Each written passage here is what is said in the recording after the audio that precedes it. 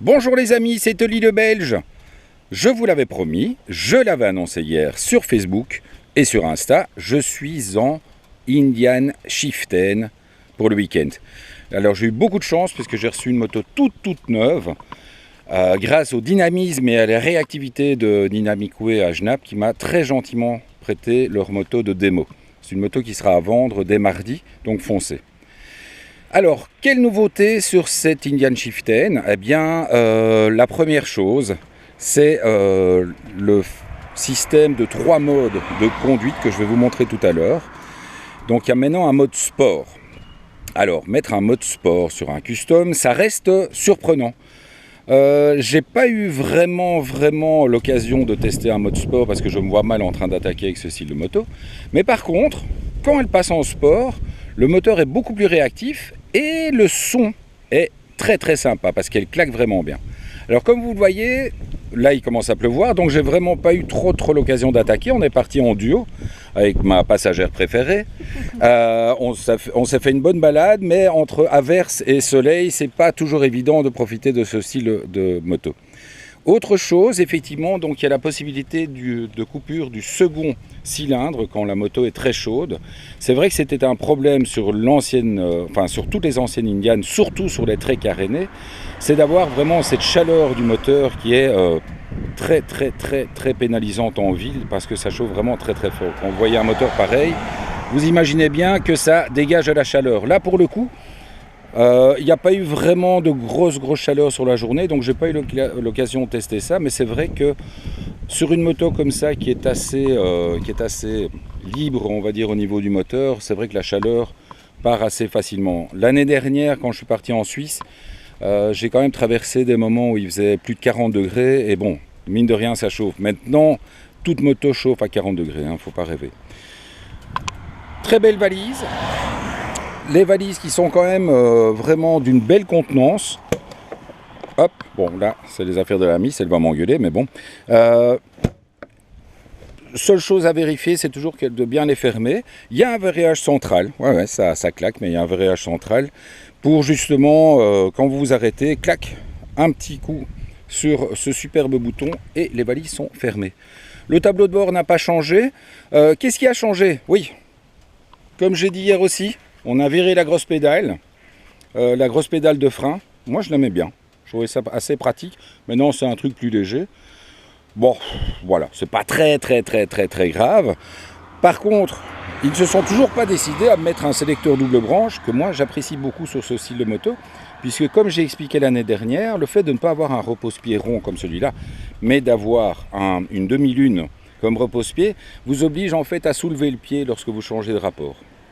Voilà, c'est une petite chose, mais voilà, je trouve qu'un jour il faudra qu'ils se décident. Parce que comme ils se sont décidés, très certainement, suite à ma vidéo, à déplacer le cruise control, qui est ici maintenant et qui est vraiment directement, vous pouvez directement l'utiliser en roulant, c'est super pratique. En plus, il y a en fait une petite... donc lorsque vous mettez le cruise control, pour le couper, il ne faut pas freiner ou n'importe quoi, il y a un petit truc de latence sur l'accélérateur qui permet en fait de couper le cruise control sans devoir freiner ou sans devoir faire une autre chose. Donc au niveau bouton, il y a la musique que vous n'entendrez pas puisque si je vous mets de la musique, la vidéo ne passera pas sur YouTube. Donc vous n'aurez pas l'occasion d'écouter la musique. Franchement, avec les baffles d'origine, en roulant à 120 km/h, on entend.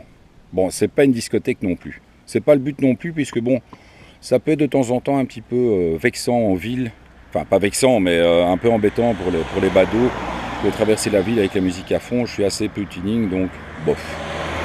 Pour le reste, on retrouve effectivement la même bécane que l'année dernière. Je trouve que c'est vraiment une superbe bécane pour voyager parce qu'au contraire de beaucoup de custom, elle est assez haute. Bon, ça n'a pas l'air évident comme ça, mais c'est une moto qui permet de prendre vraiment de l'angle. Pour un custom, donc c'est pas une super sportive non plus, mais c'est vraiment une moto qui passe très à l'aise dans les petits virolos. Je suis parti en Suisse l'année dernière avec, je vous l'ai dit.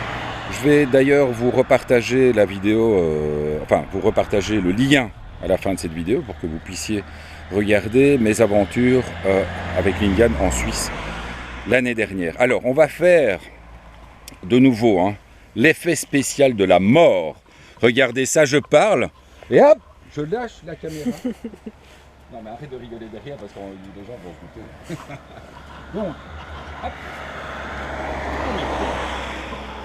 Voilà, venez petite caméra. Donc vraiment très très beau tableau de bord, hein. C'est superbe, tu peux monter. Yep. On monte le passager, vous voyez que la moto ne bouge pas tellement. Ça c'est l'avantage d'une très très grosse moto, c'est que même si vous mettez un passager, ça ne change pas grand chose. Donc je vous en avais parlé. Donc très très chouette tableau de bord, plein de trucs, autonomie. Moyenne de 6 litres, c'est quand même pas mal hein, pour une grosse moto pareille. Un petit 6 litres en roulant normalement, c'est quand même très raisonnable. Et donc effectivement, comme je vous l'avais dit, tout le système les 3 positions moteur, donc sport, la norme et tour. Moi, la plupart du temps, je roule en tour. Mais c'est vrai que lorsqu'on passe en sport, il y a vraiment un changement au niveau du son du moteur. Et donc, on va passer en sport. Comme ça, c'est fait. Allez, on passe la première et c'est parti. Donc aussi, le clignot qui revient à la position 0, je trouve ça très très pratique aussi.